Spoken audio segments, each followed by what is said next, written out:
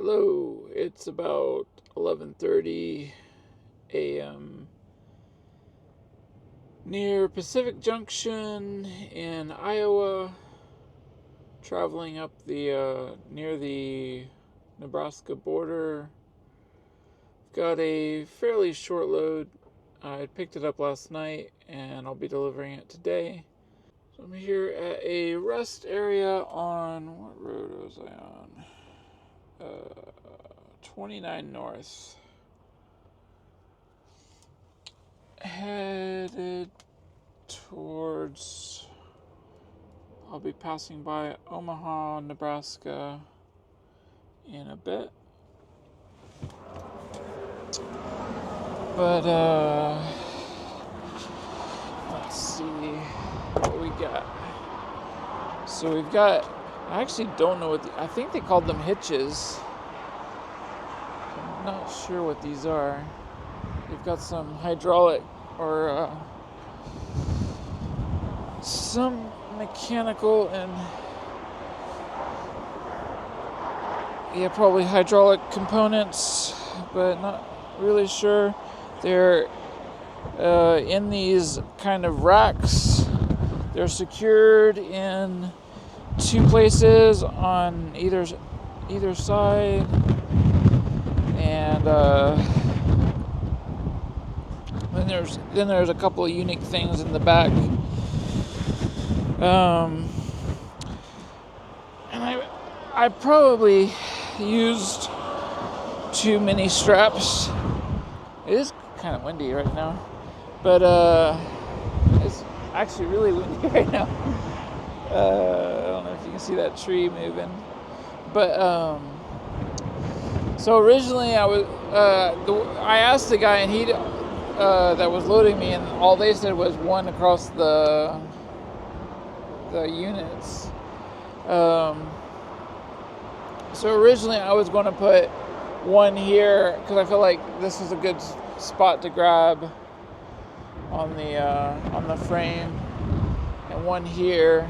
But then I was just looking at it, and I felt like there was some way that with this much of a span that I'm sure some of these are probably not sitting completely evenly and stuff. Like, it just felt like too much of a possibility that with a little bit of leverage and bouncing around that they could move themselves.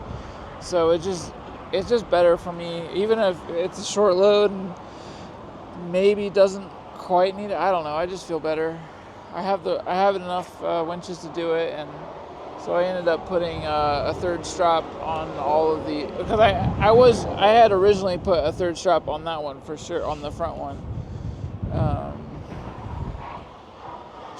But then I added three straps to all of them. And then there's this thing. This is a little bit of I don't know if there's any limit to what they can put on the deck of my trailer, but they just put these carts. I don't know there's some sort of machine on these.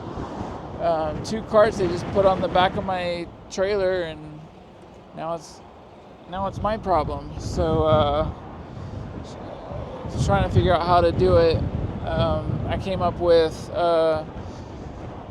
doing these two chains, basically opposing, pulling